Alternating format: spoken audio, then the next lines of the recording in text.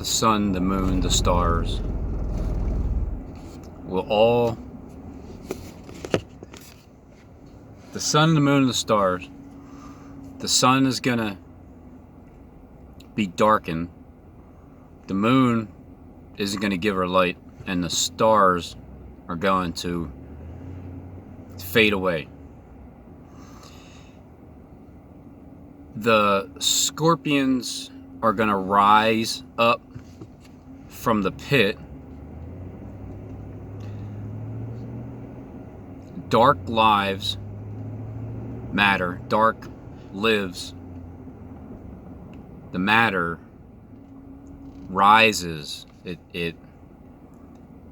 When they all bow down, because it was Joseph's dream, and nobody wanted to hear it but it's a dream from this delusional dude over here that his brothers are like, let's sell him and let's just kill him. But thank God for Reuben, because at least Reuben was like, no, let's just have a different idea.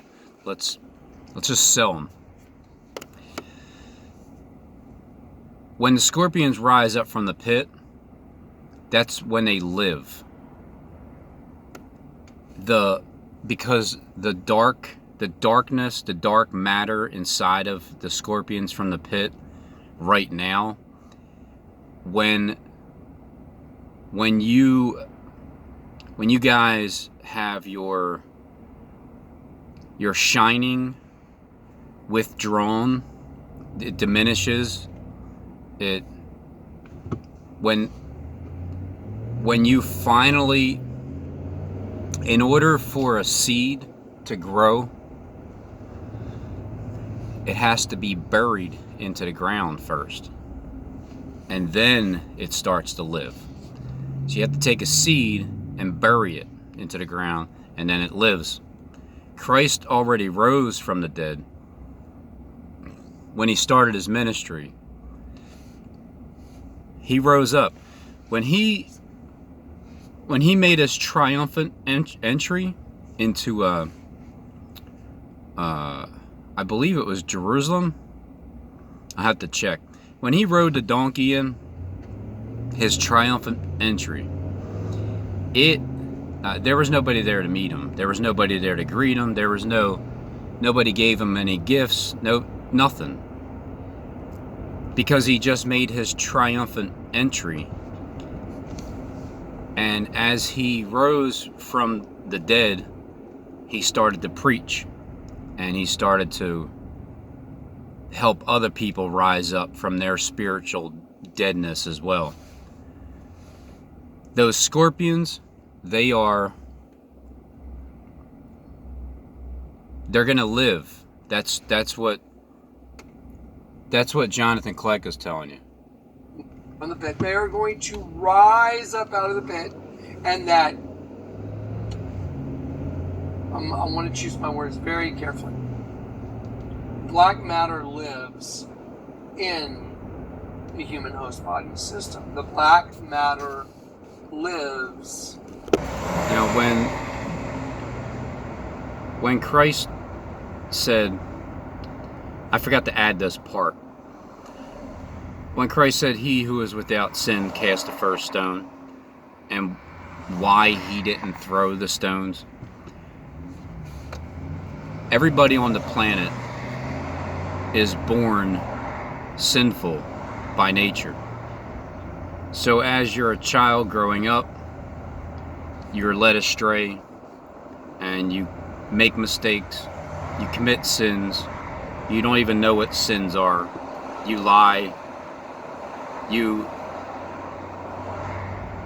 tell little stories, you pretend.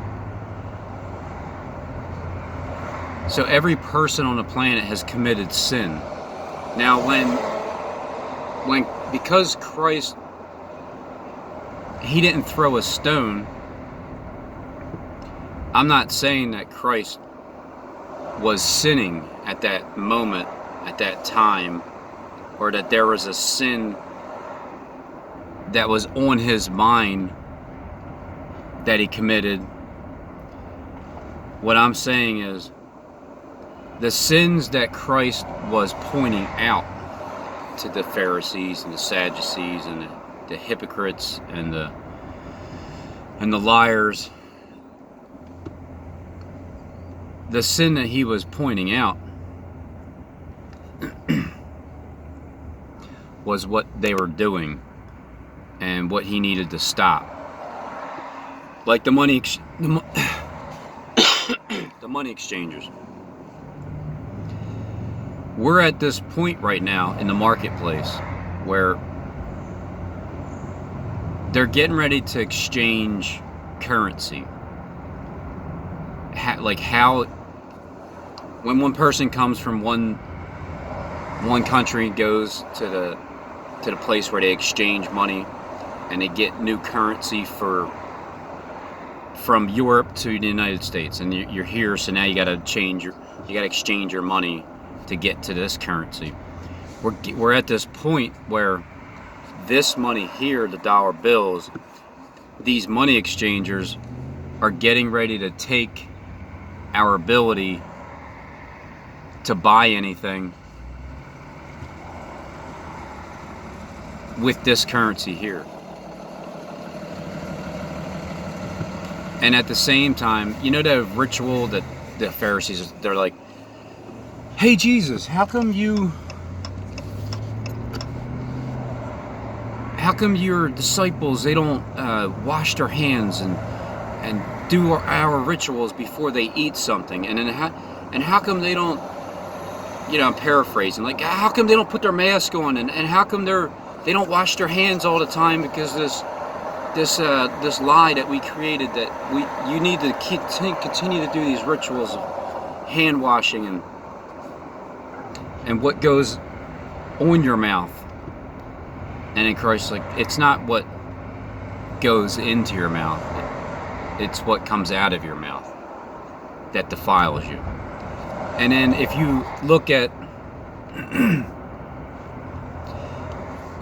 how, when you have a perverted Jesus, think about what that perverted Jesus will use that saying to benefit his twist in the perversion of the scriptures. It's not what comes into your mouth, it's what that defiles you. So don't worry, guys, it's all good. Everything is, it's what comes out of your mouth. Okay, so make sure nothing comes out of your mouth. Think about it. Perverted Jesus would use that saying to fit his narrative, and that's how the scriptures are misinterpreted and used against people that don't know any better. When you're just brought up that way, how are you supposed to know?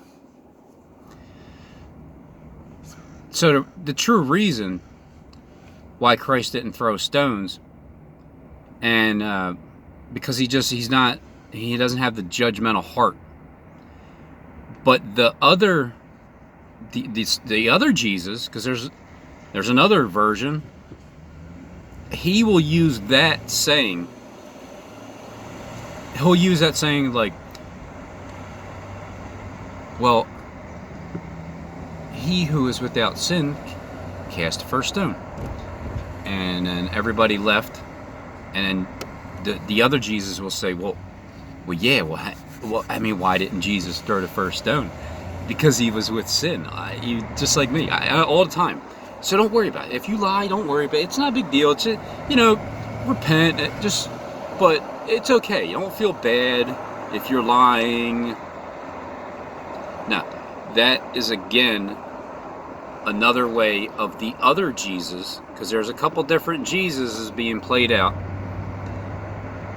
That's that person's way to say Jesus Christ is with sin. My version. Now let me just put a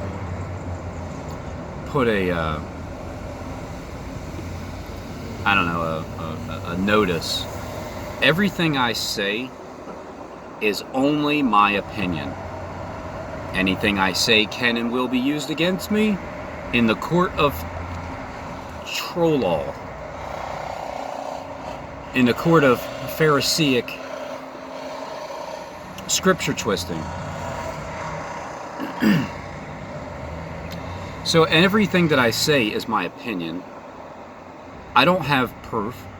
I got no evidence to prove that these things are true, or that my interpretation is correct, or that I have any type of communication with anybody.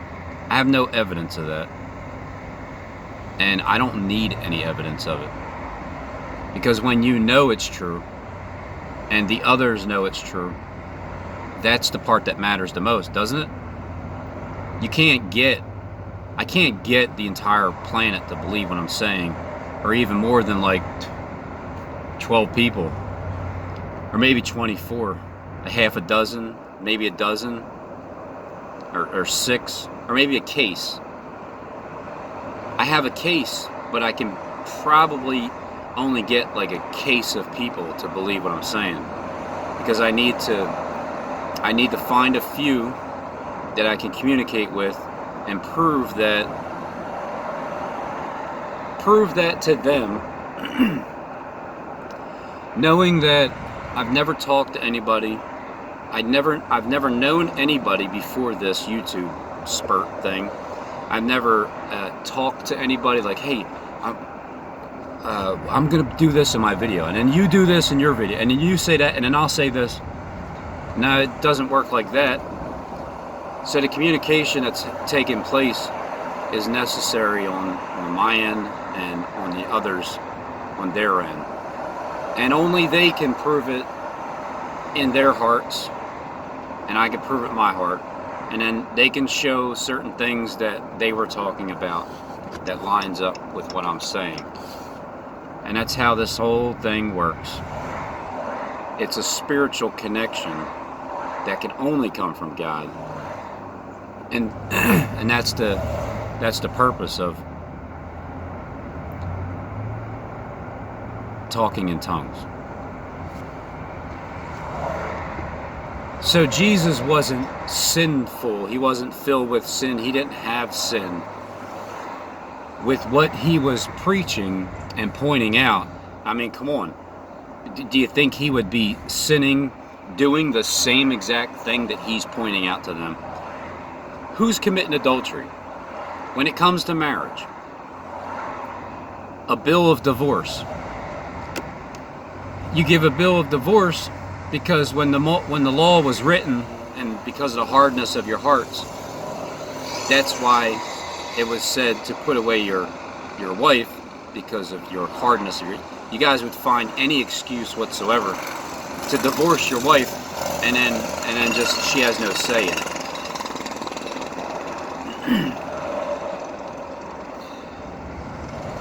When you get married, stay married to your husband or your wife, unless they commit adultery.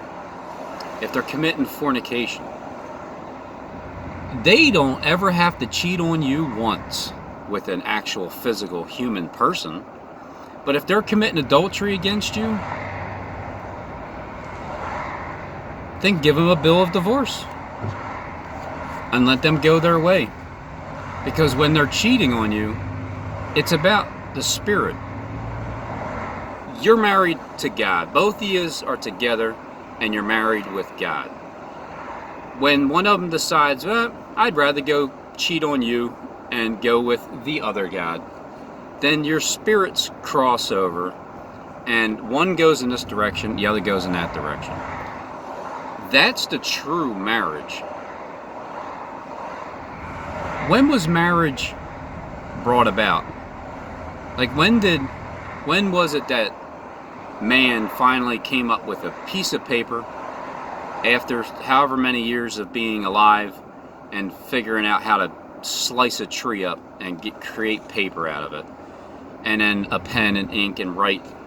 And who finally came up with the idea to say, well, if you sir and you ma'am want to get married, you have to sign this piece of paper right here that's made by man, and this now is confirmation that you are married, and you shall not divorce until death does you part. It's made by man, this this piece of paper marriage thing. The true marriage that Christ was talking about is the marriage between you and God, the bride of Christ. So when you have a Christ being played out on the planet, and then you have his literal bride, which is going to be one person, because that's how that's played out. Jesus over here will have a bride. Don't be surprised if the bride is a man, but it's a woman. It's like a woe man. And that, because again, this is the system that's being played out. There's the real Jesus, then there's the other Jesus, and then there's a transgender Jesus, and then there's a man Jesus, looks like a man but it's a woman. Then there's a Jesus that's born with both. Again, just my opinion. No proof, just my thoughts running wild, and nobody needs to believe it. You don't have to believe it. A word I say, nothing. There's no force here. It's just offered advice and offered knowledge that increased. At least I think it increased in my end. So I'm providing the knowledge that I believe has increased in my spirit to whoever wants to listen. No force, no evidence, no proof, nothing. There's these different types of Jesus that are being played out. So it's just what you need to watch for. And when they say, he's over here in the desert, or he's over there in the secret chambers, don't believe it, because he's not there. They're going to be, there's going to be a gathering for sure in a deserted place. And I heard John the Baptist lived in the desert and ate wild locusts and honey. So if you see anybody that lives in a desert that may be possibly a John the Baptist type, and then you're hearing that Jesus is over there in the desert, what are you supposed to do? Believe it not. But if you do believe it and you go over there to the desert, well, good luck. Enjoy your stay. The camaraderie with people of the same mind, and learn what you can over there in the desert. But I also know that on screen, yeah, you're gonna have this being played out. You're gonna have people living the similar lives that Jesus would live.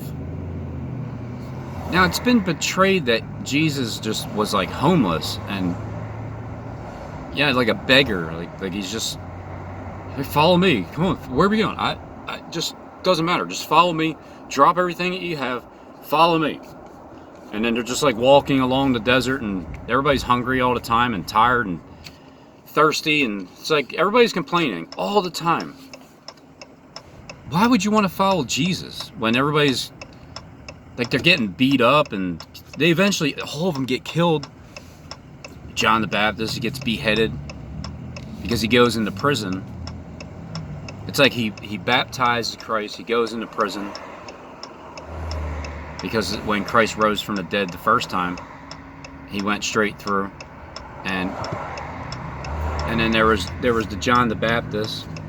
Once he died, because he was in prison, this prison hole, hellhole, that he decided to come down to and live here in this prison cell. And then his head was, then he got beheaded. So all the knowledge that was in John's head was given to the king. The king took his head and gave it to the, I believe the daughter, I think his daughter, mother-in-law, somebody wanted John the Baptist's head. Somebody wanted to know, somebody wanted to talk to John, like on a personal level, like up close, face to face. That's why he was beheaded. Remember when the woman, the Revelation 12 sign, which is actually today, the 23rd September 2020, The sign was exactly 3 years ago. Some may say it's in the 24th, or Nick Vandalay might say that. Either way, the woman that's dressed with the sun and the moon at her feet, the 12 stars above her head. When Joseph had this dream about the sun and the moon and the stars and everything bowing down, it's just a dream that he had, and he told his brothers, and they wanted to kill him for it. He told his father, but his father kept it in mind. He kept that in mind. So as Joseph is a type of Christ, showing you that even though Christ didn't have a father, because Joseph was his stepdad, not that it was actually his real dad, and then his mother, Mary, who was a virgin, conceived Christ. Now, in this system here, which is the planet and how things are ran and how the Bible is being played out, Joseph has a mother and a father. I believe it's Jacob and Rachel. Again, I could be wrong. This is why I say the words that I say, I'm just learning. And as I go, if I'll be corrected by someone that cares with a good, kind spirit, and that'll help me understand it more. And if I'm right about my interpretation, then fine. But not everybody can see it that way. It's freedom of speech, freedom of religion. I'm just exercising my First Amendment. Anybody that judges me for exercising my First Amendment, you're violating the First Amendment, which is a federal law. So basically, you're breaking the law by being judgmental towards other people's beliefs. And this is why this whole system is going to come crashing down, because everybody's wearing their mask and they're all complying, and they don't know that they don't have to wear the mask at all, ever, anywhere. So in this system, yeah, Joseph has a mother and a father.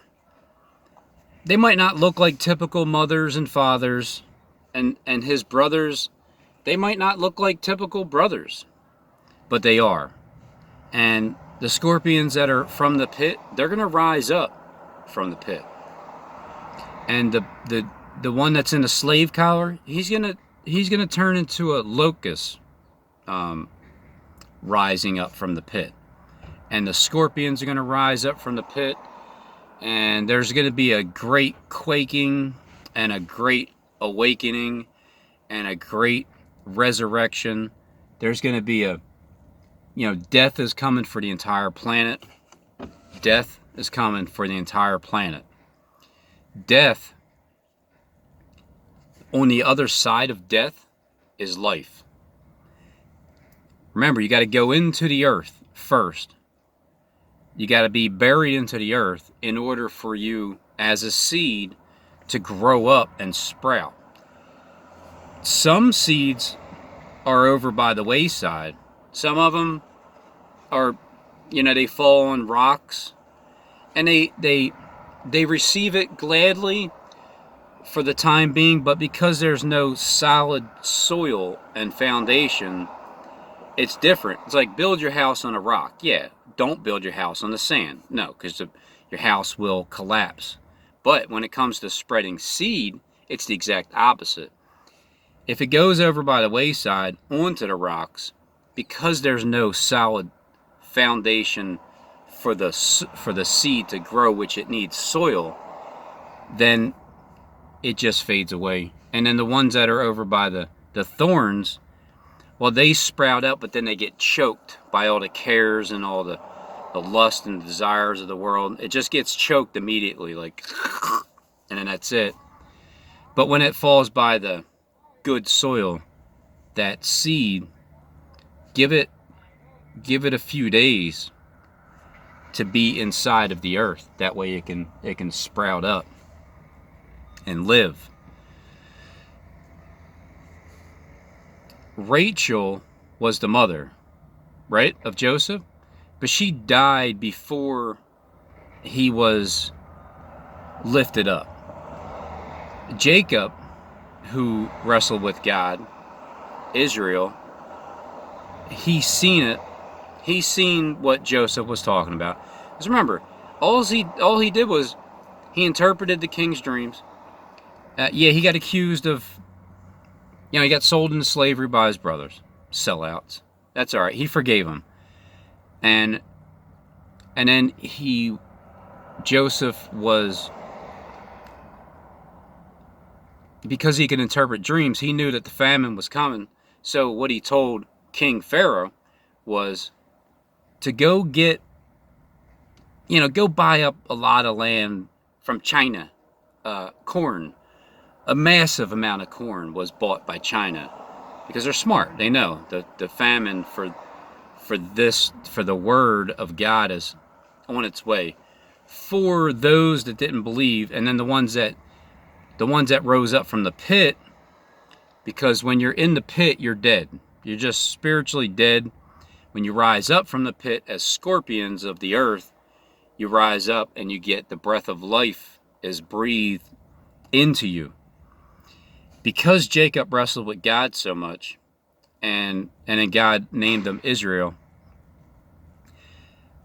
Jacob was ahead of the game. Joseph was ahead of the game, and he foreseen the famine, so it was a wise idea to go buy a farm and get a bunch of corn, because it symbolizes the fact that you will have food to feed your flock when the famine comes. And it may not have anything to do with actual food itself. It's just the fact that you can feed your flock when the famine comes. Now, Rachel died beforehand, his mother. So the sun and the moon, well, the moon was underneath of the feet that bowed down to Joseph. The moon was under,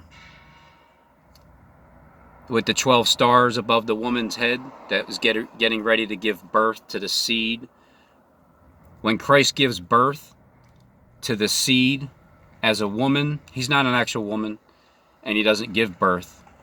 But again, there's going to be a Jesus out there that is, looks like a man, is a woman that quite possibly can give birth to an actual child, which is possible that is true.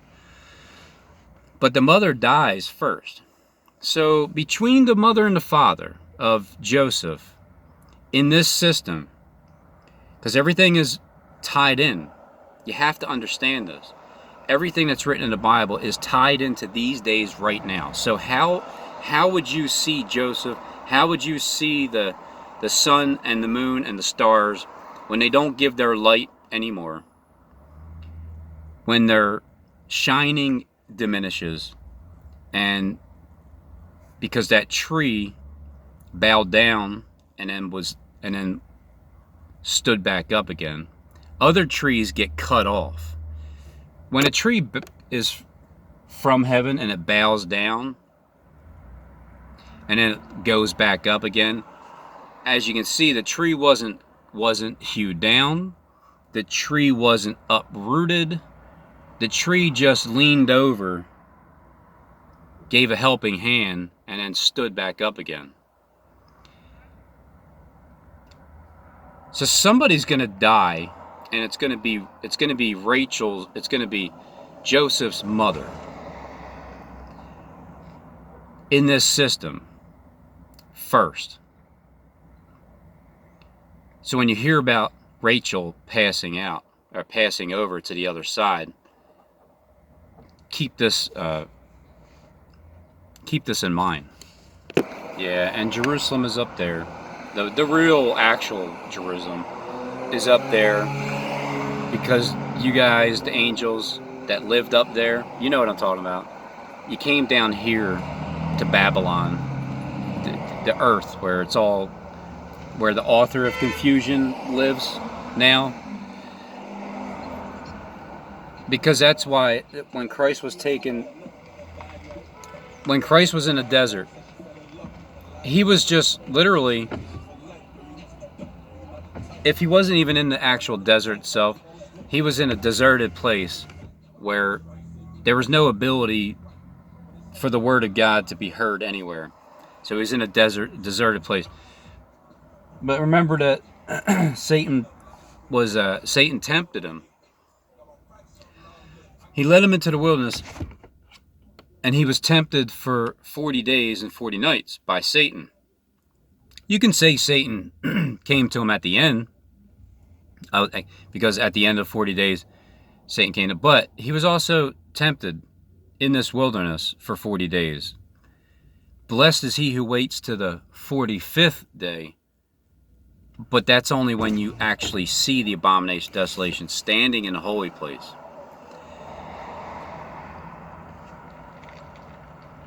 Christ was tempted to turn the rock into bread.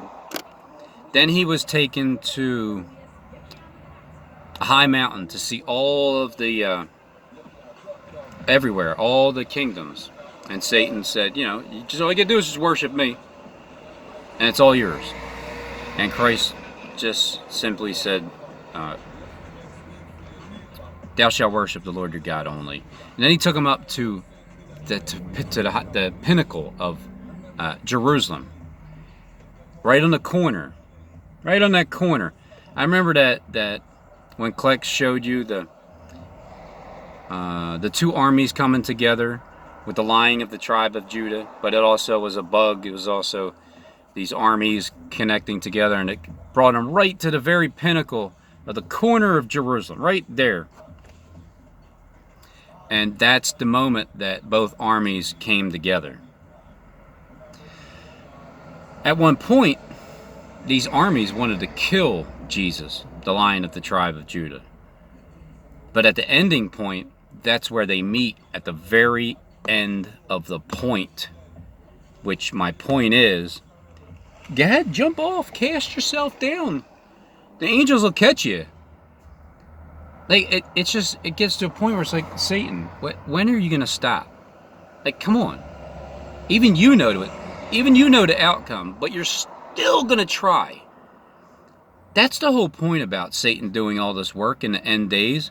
He does so much work to try to deceive even Christ himself. If possible, the very elect shall be deceived, if possible, which it is. It has been. It's been proven that it is possible for these things to happen. But at the end, the point, both armies